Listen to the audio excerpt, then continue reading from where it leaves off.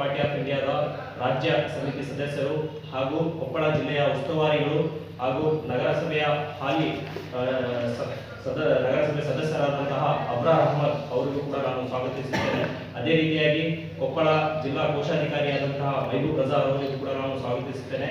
ಅದೇ ರೀತಿಯಾಗಿ ಈ ಪತ್ರಿಕಾಗೋಷ್ಠಿಯ ಕೇಂದ್ರ ಬಿಂದು ಆಗಿರುವಂತಹ ನನ್ನ ಪತ್ರಿಕಾ ಮಾಧ್ಯಮಕ್ಕೆ ಉದ್ದೇಶಿಸಿ ಮಾತನಾಡಲು ನಮ್ಮ ರಾಜ್ಯ ಸಮಿತಿ ಸದಸ್ಯರು ಅಬ್ರಾರ್ ಎಲ್ಲರಿಗೂ ನಾನು ವೈಯಕ್ತಿಕವಾಗಿ ಸ್ವಾಗತವನ್ನು ಕೋರ್ತಾ, ನನ್ನ ಹೆಸರು ಅಬ್ರಾರ್ ಅಹಮದ್ ಅಂತ. I am from Chamarajanagar, Tamil Nadu ಗಡಿ ಜಿಲ್ಲೆ. ಸೊ ಅಲ್ಲಿಂದ ಬಂದಿದ್ದೀನಿ ನಾನು. ನಮ್ಮ social democratic party of India SDP ಪಕ್ಷದ ಒಂದು ಸಭೆ ಇತ್ತು, ಕೊಪ್ಪಳ ಜಿಲ್ಲಾ ಕಾರ್ಯಕ್ರಮ ಸಭೆ ಇತ್ತು. ಆ ಸಭೆಗೆ ಬಂದಿದೆ. ಸೊ ಈ ಸಂದರ್ಭದಲ್ಲಿ ನಾವು ಇಡೀ ರಾಜ್ಯಾದ್ಯಂತ ಎಲ್ಲ ಕಡೆ ಸುದ್ದಿಗೋಷ್ಠಿಯನ್ನು ಮಾಡಿ ಕೆಲವು ಪ್ರಶ್ನೆಗಳನ್ನು ನಾವು ಸರ್ಕಾರಕ್ಕೆ ಇವತ್ತು ಮಾಡ್ತಾ ಇದ್ದೀವಿ. ಸೊ ಅದರ ಅಂಗವಾಗಿ ಇವತ್ತು ಈ ಗಂಗಾವತಿಯಲ್ಲಿ ಈ ಸುದ್ದಿಗೋಷ್ಠಿಯನ್ನು ಆಯೋಜಿಸಿದ್ವಿ. ತಮಗೆಲ್ಲರಿಗೂ ಗೊತ್ತಿದೆ, 2023ರ ಚುನಾವಣೆಯ ಸಂದರ್ಭದಲ್ಲಿ ಮಾಜಿ ಮುಖ್ಯಮಂತ್ರಿಗಳಾದ ಸಿದ್ದರಾಮಯ್ಯ ಅವರು ಚುನಾವಣಾ ಪ್ರಚಾರದ ಒಂದು ಕಾರ್ಯಕ್ರಮದಲ್ಲಿ ವೇದಿಕೆಯಲ್ಲಿ ಬಹಳ ರಾಜರೋಷವಾಗಿ ಮುಂದೆ ನಾವು 5 ಗ್ಯಾರಂಟಿಗಳನ್ನ ಕೊಡ್ತಾ ಇದ್ದೀವಿ, ಬಡವರಿಗೆ ಭಾಳ ಅನುಕೂಲ ಆಗುತ್ತೆ ಅಂತ ಹೇಳಿ ಬಹಳ ಎದೆ ತಟ್ಕೊಂಡು ಯಾವ ರೀತಿ ಅದನ್ನು ರಾಜರೋಷವಾಗಿ ಘೋಷಣೆ ಮಾಡೋದು ಅಂತ ಹೇಳಿದ್ರೆ, ಆ ವೇದಿಕೆಯಲ್ಲಿ ಇದ್ದಂಥ ಕಾಂಗ್ರೆಸ್ ಮುಖಂಡರನ್ನ ಉದ್ದೇಶಿಸಿ ನಿನಗೆ, ನಿನ್ನ ಹೆಂಡತಿಗೆ ಎಲ್ಲರಿಗೂ ಫ್ರೀಗಳಪ್ಪ ಅಂತಲೇ ಮುಖ್ಯಮಂತ್ರಿಗಳು ಹೇಳಿದ್ರು. ಆ ಸಂದರ್ಭದಲ್ಲಿ ಸಿದ್ದರಾಮಯ್ಯ ಅವರು ಎಲ್ಲ ಬಸ್ಗಳು ಫ್ರೀ, ಎಲ್ಲ ಫ್ರೀ, ಎಂಜಾಯ್ ಮಾಡಿ, ನಮ್ಮ ಸರ್ಕಾರ ಅದು ಇದು ಅಂತೆಲ್ಲ ಭಾಳ ರಾಜರೋಷವಾಗಿ ಘೋಷಣೆ ಮಾಡೋದು. ಈಗ ಇದೆಲ್ಲ ನೋಡ್ತಾ ಇದ್ರೆ ಎಲ್ಲೋ ಒಂದು ಕಡೆ ಗ್ಯಾರಂಟಿ ಸ್ಕೀಮ್ಗಳಿಗೆ ಪರೋಕ್ಷವಾಗಿ ಕಡಿವಾಣ ಹಾಕುವಂಥ ಅನೇಕ ಘಟನೆಗಳು ನಡೀತಾ ಇದೆ. ತಕ್ಷಣ ದುಡ್ಡು ಹಾಕ್ಬಿಟ್ರಿ, ಇಂಡೈರೆಕ್ಟ್ ವೋಟ್ಗಳನ್ನ ಖರೀದಿ ಮಾಡುವ ನಿಟ್ಟಿನಲ್ಲಿ ನೀವು ದುಡ್ಡು ಹಾಕ್ಬಿಟ್ರಿ. ಏನು ಪೋಲಿಂಗ್ ಒಂದು 4-5 ದಿವಸ ಇದೆ ಅಂತ ದುಡ್ಡು ಹಾಕ್ಬಿಟ್ರಿ ನೀವು. ಅದೇ ರೀತಿ ದಾವಣಗೆರೆಗೆ ಸಂಬಂಧಪಟ್ಟಂಥ ಅದು ಸಹ ರಾಜರೋಷವಾಗಿ 2,000 ರೂಪಾಯಿ ಏನು ಗೃಹಲಕ್ಷ್ಮಿಗೆ ದುಡ್ಡು ಹಾಕ್ತೀರಿ. ಈಗ ನೋಡಿದ್ರೆ ಎಲ್ಲೋ ಒಂದು ಕಡೆ ಇದನ್ನ ಪರೋಕ್ಷವಾಗಿ ನಿಯಂತ್ರಣ ಮಾಡುವ ಎಲ್ಲ ಒಂದು ಷಡ್ಯಂತ್ರ ನಡೀತಾ ಇದೆ. ಈ ಗೃಹಲಕ್ಷ್ಮಿ ಯೋಜನೆ ದುಡ್ಡಿದೆಲ್ಲ ಸರ್, ನಾವು ಕೇಳಬೇಕಾದ್ರೆ ಬಂತಮ್ಮ ದುಡ್ಡು ಅಂದ್ರೆ ಸ್ವಾಮಿ ಬಂತು, ಯಾವ ತಿಂಗಳು ಗೊತ್ತಿಲ್ಲ, ಒಂದು 4-5 ತಿಂಗಳು ಪೆಂಡಿಂಗ್ ಮಾಡೋದು, ಆಮೇಲೆ ದುಡ್ಡು ಹಾಕ್ಬಿಡೋದು, 2,000 ರೂಪಾಯಿ ಹಾಕಿದೀವಂತ ಯಾವ ತಿಂಗಳು ಏನು ಲೆಕ್ಕನೇ ಇಲ್ಲ. ರಾಜರೋಷವಾಗಿ ಯಾವ ರೀತಿ ಎದೆ ತಪ್ಪು ಹೇಳ್ತಿದ್ರಲ್ಲ, ಈಗಲೂ ಹೇಳಿ ನಾವು ಕಳೆದ ತಿಂಗಳ ದುಡ್ಡನ್ನು ಈ ತಿಂಗಳಲ್ಲಿ ಹಾಕಿದ್ದೀವಿ ಅಂತ ಹೇಳಿ ನೋ ಆನ್ಸರ್. ಕೇಳಿದ್ರೆ ಹಾಕ್ತೀವಿ ಮಾಡ್ತೀವಿ ಅಷ್ಟೇ.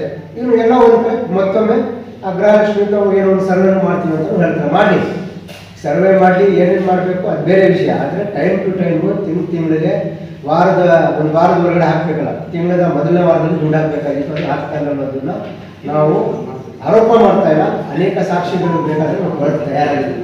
ಆ ಮಟ್ಟಿಗೆ ಇವತ್ತು ಗೃಹಲಕ್ಷ್ಮಿ ಯೋಜನೆ ಕೊಲಾಪ್ಸ್ ಆಗಿದೆ ಒಂದು.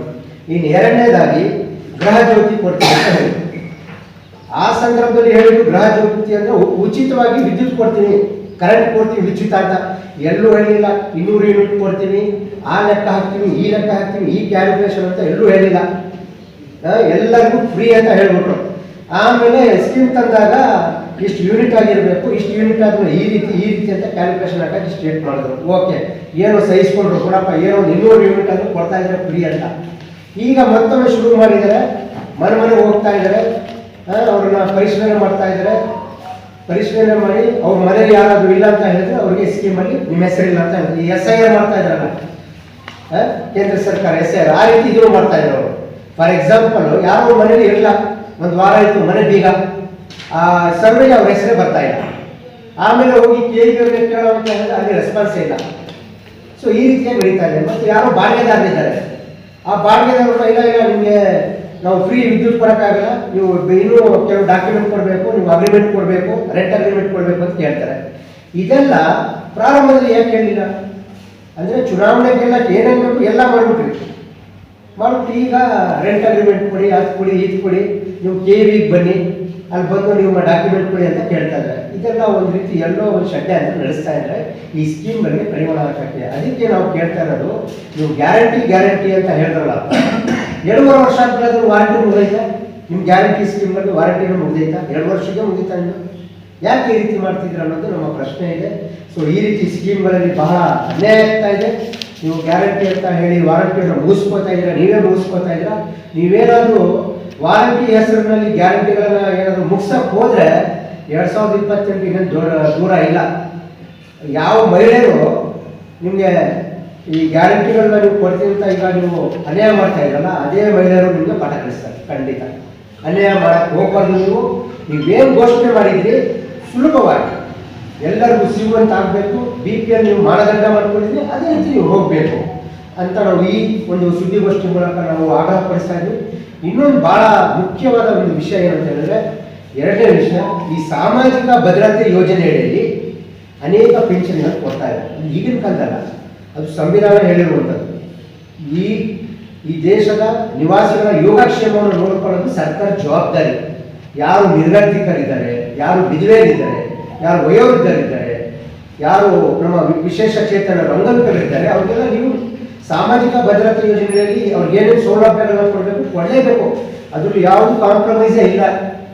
ಸೊ ಆದರೆ ಇತ್ತೀಚೆಗೆ ನಾವು ನೋಡ್ತಾ ಇದ್ದೀವಿ, ರಾಜ್ಯ ಸರ್ಕಾರ ಈ ಸಾಮಾಜಿಕ ಭದ್ರತಾ ಯೋಜನೆಯ ವಿರುದ್ಧ ಇದೆ. ಬಹಳ ಅವ್ರು ನಿಲುವು ಸ್ಪಷ್ಟವಾಗಿ ಕಾಣ್ತಾ ಇದೆ. ಅವರು ವಿರೋಧಿಗಳು. ಯಾವ ವಿರೋಧಿಗಳು ಅಂದರೆ ಅವರು ಅಂಗವಿಕಲರು ವಿರೋಧಿ, ಅವರು ವಿಧವೆಯ ವಿರೋಧಿ, ಅವರು ಇಡೀ ಸಾಮಾಜಿಕ ಭದ್ರತಾ ಯೋಜನೆ ವಿರೋಧಿಯಾಗಿದ್ದಾರೆ. ನೋಡಿ ಸ್ನೇಹಿತರೆ, ಬಹಳ ದುರಂತ ಏನಂತ ಹೇಳಿದ್ರೆ, ನಮ್ಮ ವಿಶೇಷ ಚೇತನ ಸೋದರರು, ನಮ್ಮ ಅಂಗವಿಕಲರ ಬ್ರದರ್ಸು, ಅವ್ರಿಗೇನು ಪೆನ್ಷನ್ ಕೊಡ್ತಾರೆ ಬಹಳ ಕಡಿಮೆ ಪೆನ್ಷನ್. ಅದು ಕಂಪೇರ್ ಟು ತಮಿಳುನಾಡು, ಕೇರಳ ಬಹಳ ಕಡಿಮೆ. ಅವ್ರಿಗೂ ನಮಗೂ 50% ಡಿಫ್ರೆನ್ಸ್ ಇದೆ. ಅವರೇನೋ 1200 1400 ರೂಪಾಯಿ ಕೊಡ್ತಿರ್ಬೋದು, ಅಲ್ಲಿ 3000 ಕೊಡ್ತಾ ಇದೆ ತಮಿಳುನಾಡು, ಕೇರಳದಲ್ಲಿ. ಸೊ ಅದನ್ನ ರೈಸ್ ಮಾಡಬೇಕಾಗಿತ್ತು.